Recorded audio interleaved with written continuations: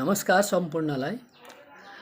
हाल चलिरहेको नेपाल भारतको जुन नक्सा जुन हाम्रो काठमाडौँका मेयर बालेन शाहले जारी गरेका आफ्नो कार्यालयभित्र र उता भारतले पनि जारी गरेको त्यो नक्सा विवादमा नेपालको त ठिकै छ, नेपालको अब हुनुपर्ने नक्सामा उहाँले त राम्रै गर्नुभएको छ, तर भारतका कुरा सुन्नु, भारतका टेलिभिजन न्यूजहरूको कुरा सुनौँ एकचोटि कस्तो छ।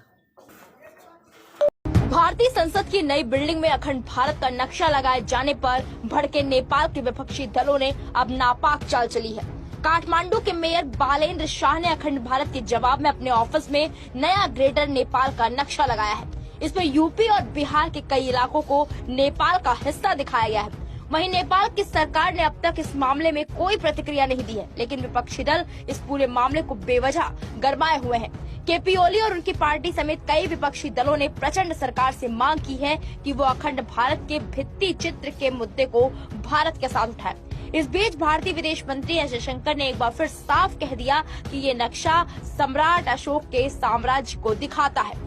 काठमांडू के मेयर इस समय बेंगलुरु में है और अपनी पत्नी का इलाज करवा रहे हैं। उन्होंने अपने भारत दौरे से पहले इस नक्शे को अपने कार्यालय में लगवाया था। एक समय में नेपाल का साम्राज्य पूर्व में तिस्ता से लेकर पश्चिम में सतलुज नदी तक फैला हुआ था। हालांकि ब्रिटेन के साथ युद्ध के बाद नेपाल को ये बड़ा इलाका गंवाना पड़ा था। इस युद्ध के बाद मेची से लेकर तिस्ता और महाकाली से लेकर सतलुज तक का इलाका हमेशा के लिए भारत का अंग हो गया था।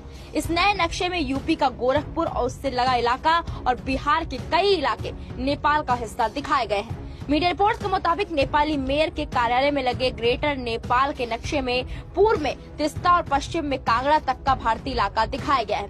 इतना ही नहीं, नेपाल में अब ये मांग उठ रही है कि इन इलाकों को नेपाल को वापस किया जाए। भारत समर्थक कही जाने वाली नेपाली कांग्रेस पार्टी के नेता गगन थापा ने कहा, नेपाल सरकार को आधिकारिक रूप से ग्रेटर नेपाल का नक्शा प्रकाशित करना चाहिए। अगर एक देश सांस्कृतिक नक्शा प्रकाशित करता है और आगे बढ़ता है तो नेपाल को भी ग्रेटर नेपाल का नक्शा प्रकाशित करने का अधिकार है। अगर नेपाल नया नक्शा प्रकाशित करता है तो भारत को इस पर आपत्ति नहीं जताना चाहिए, इसकी बजाय भारत को इसे स्वीकार करना चाहिए।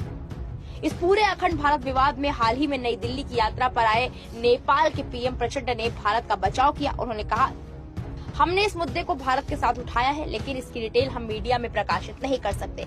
इसके जवाब में भारत ने कहा था कि ये एक सांस्कृतिक और ऐतिहासिक नक्शा है, न कि राजनीतिक नक्शा।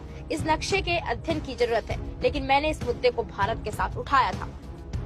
इससे पहले अखंड भारत नक्शे के मामले में नेपाल के पूर्व प्रधानमंत्री बाबूराम भट्टाराई ने भारत को चेतावनी दी थी। भारत और नेपाल के बीच इस समय कालापानी, लिपुलेख और लिपियानधुरा को लेकर सीमा विवाद है। ये सभी इलाके अभी भारतीय नियंत्रण में हैं और नेपाल इन पर अपना दावा करता है। साल 2020 में चीन के इशारे पर नाचने वाले केपी ओली ने इन इलाकों को नेपाल का हिस्सा बताते हुए नया नक्शा जारी किया था। इसके बाद दोनों के बीच रिश्ते रसातल में चले गए। अब इस पूरे मामले को लेकर आपकी क्या राय है, कमेंट बॉक्स में जाकर जरूर बताएं।